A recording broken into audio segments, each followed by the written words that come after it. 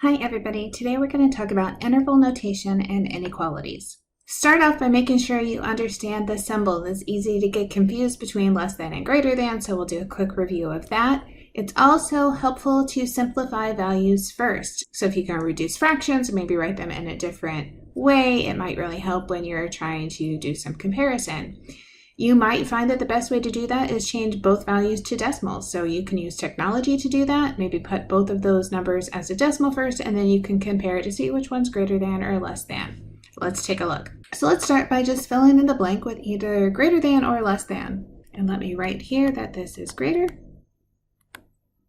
and this is less. What I always think about is the point. It points to the smaller thing. So the point points towards small,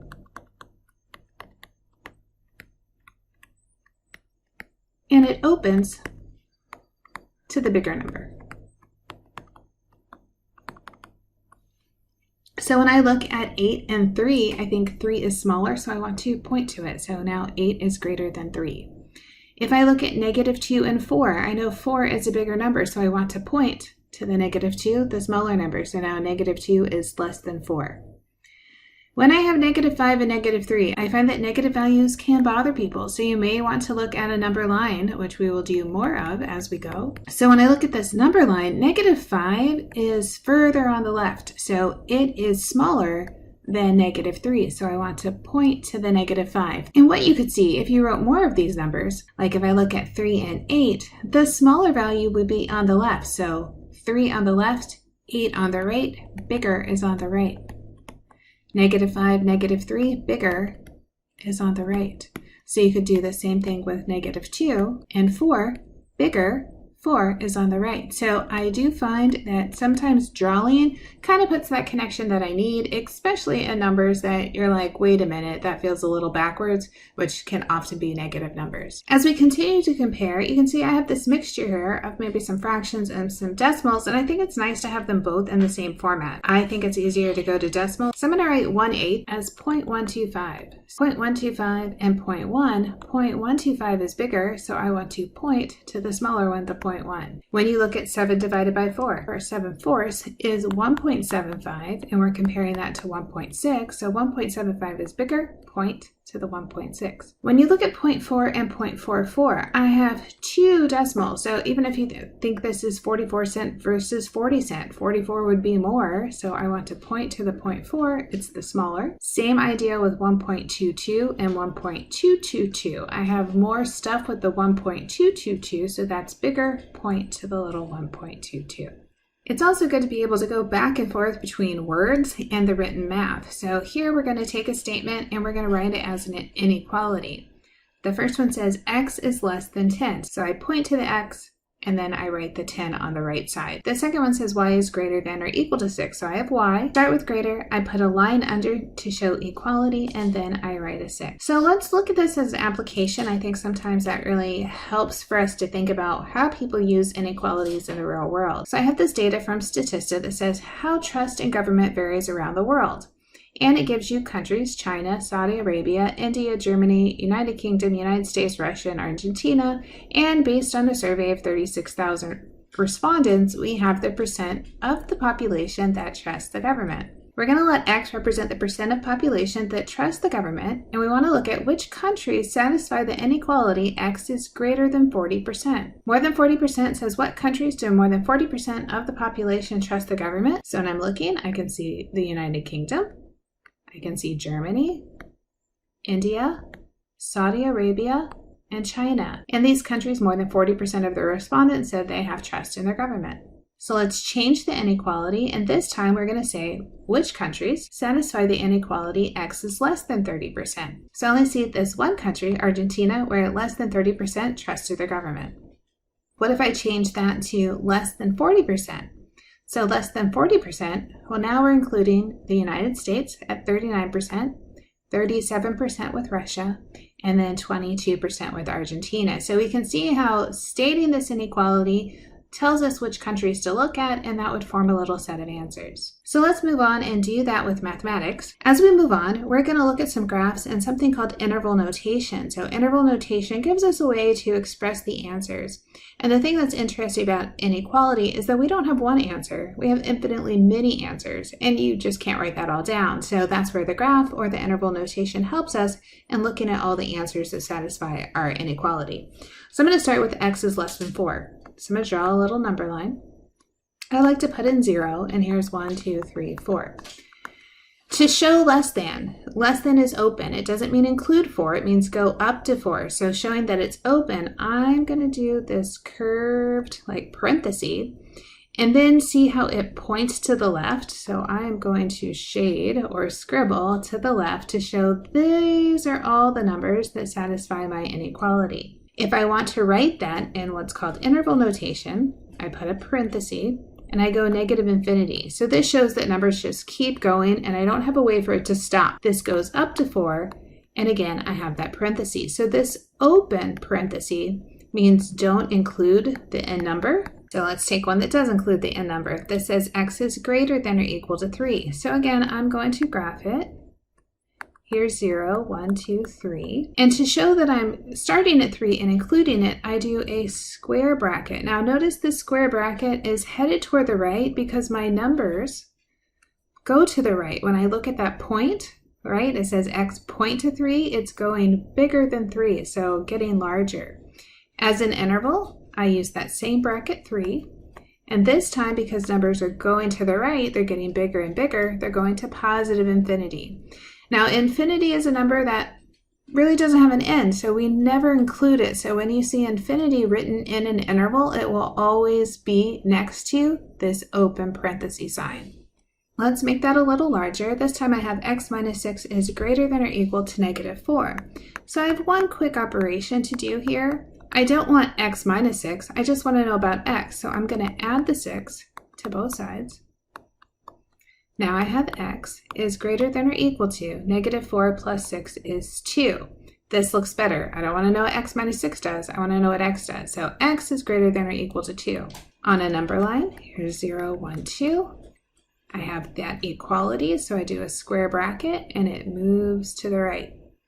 So I'll say start at 2, go to infinity, and then open. As you write these intervals, you always do smallest on the left and then largest on the right. My next one has x plus 5 is less than 13. So let's write x plus 5 less than 13. I'm going to move this 5. And notice I always do the opposite. So instead of plus 5, I do minus 5. I always do that on both sides. Got to be fair. Here, I have x on the left, less than 13 minus 5 is 8. Once again, here's a number line. Here's 8. Just less than says open parenthesis, and it's pointing to the left, so I'm going to shade to the left. This time I'm coming from negative infinity, I'm stopping at 8, and I use open because it just says less than. Let's try one that has some multiplication. I have 8x is greater than or equal to 24, so I write 8x greater than or equal to 24. I'm multiplying by 8, so the opposite would be divide by 8.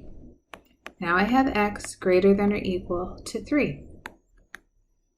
So I go to my number line, I find 3, it's pointing to the right, so I make my bracket go to the right, and then I shade it in. I write my intervals starting at 3, square bracket, going to infinity, open. This next one says 4x is less than or equal to 2x plus 6. So here's my 4x, less than or equal to 2x plus 6. I'm going to subtract 2x, so I'm gathering all the x's together. 4x minus 2x is 2x, less than or equal to 6. This 2 times x, I think do the opposite, which is divide by 2. X is less than or equal to 3. Now you know what's going to happen. I'm going to write a number line. I find 3, less than or equal to, pointing to the left, so my bracket goes left. I shade to the left. I write negative infinity to 3, close the bracket. A little bit bigger. This time I have 9x plus 3 is less than or equal to 6x plus 21.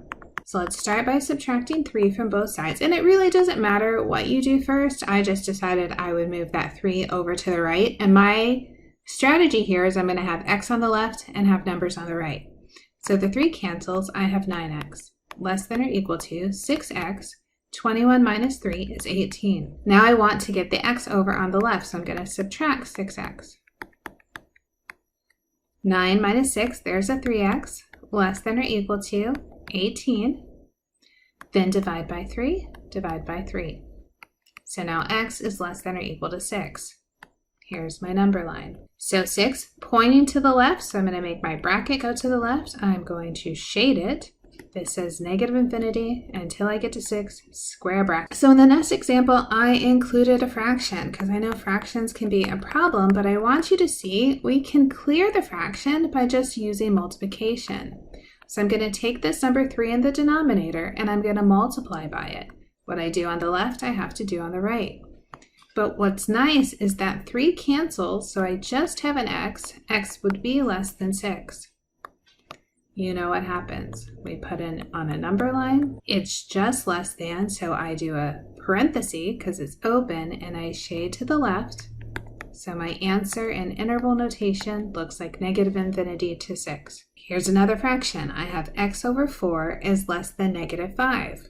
So I'm looking at that 4 being in the denominator and I think I would like to get rid of it. So I'm just going to do the opposite, which is multiply by 4.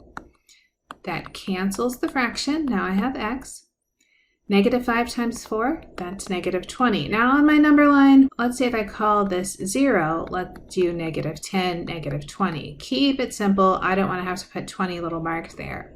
It is pointing to the left, so my parenthesis goes to the left, and then I shade. So this is negative infinity to negative 20. Notice both sides are open there because it was just less than. So I have a little switch here. I have negative 5x is less than 30. So I'm going to write negative 5x less than 30. And I know what to do. I don't want to have the negative 5, so I'm going to divide by it. Now this is super important. When you multiply or divide by a negative number, you are going to switch the inequality. So instead of less than, this is now greater than. 30 over negative 5 is negative 6. So if you multiply or divide by a negative number, you reverse the inequality.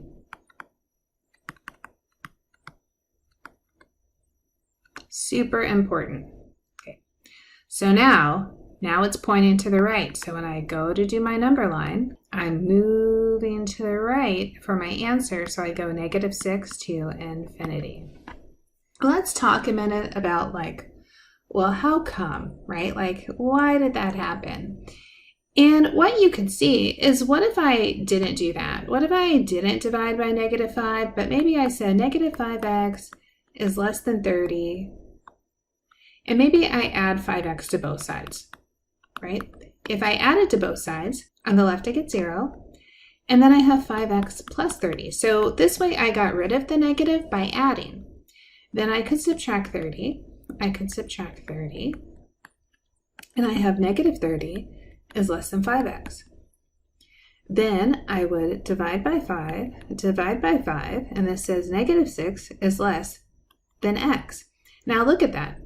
My x is on the right. We like to write the x on the left. So remember, we're going to point to the little number. So if I write x, I want to point to negative 6. So when I change the way it looked, right? When I rewrote it with x on the left, see how it flipped? So same thing that happened up here where I just divided by negative 5 and flipped from the beginning. So I wanted you to see that we didn't really do anything made up, right? We are still following rules that make sense, but it's so much shorter to just say divide and flip the inequality from the beginning. And I do want to do that, which is save you steps. Here I have negative 6x plus 5 is greater than or equal to 47. So negative 6x plus 5 greater than or equal to 47. Subtract 5, subtract 5. Negative 6x greater than or equal to 42. Here's that important part. Divide by negative 6. Divide by negative 6. I have x less than or equal to negative 7. So I divided by a negative, I flipped my inequality, so now I'm pointing to the left. Here's my number line. There's negative 7. I'm going to go to the left, so I'm going to point to the left. This is negative infinity to negative 7, square bracket. The next one, I have 2y plus 9 is less than or equal to 5y minus 12. So I'm going to move the 9 first, minus 9 minus 9. I have 2y less than or equal to 5y. Negative 12 minus 9 is negative 21. Now I want to move the 5y, so let's subtract 5y. 2 minus 5 is negative 3y, less than or equal to negative 21. Here's our important step. Divide by negative 3. Divide by negative 3. We're going to have y greater than or equal to. So I flipped my inequality. Negative 21 over negative 3 is a positive 7. So we can go to our graph. There's 7. Square bracket. It's pointing to the right. I shade to the right. So my interval is 7 to infinity. Here's our last one. I have 1/6 of y plus 4 is greater than 8. I have a fraction again. I have 1/6 of y plus 4 is greater than 8. I'm going to first subtract the 4, kind of isolate that y term. So 1/6 of y is greater than 8 minus 4 is 4. I want to get rid of the fraction, so I multiply by the denominator of 6. So the 6 cancels the 6. I have y. Greater, 4 times 6 is 24. I did not change the inequality. I only reverse it if I multiply or divide by a negative. So if you multiply by a positive, not a big deal. You leave the inequality how it was. It's only if you multiply or divide by a negative that you're going to flip the inequality. Again, this is kind of a big number, so if I call this 0, maybe I call this 12, this is 24. I'm pointing to the right, so I shade to the right. I start at 24, I go to infinity. So I hope that helped. I hope that was a nice review of interval notation, how to write it, and some quick inequalities.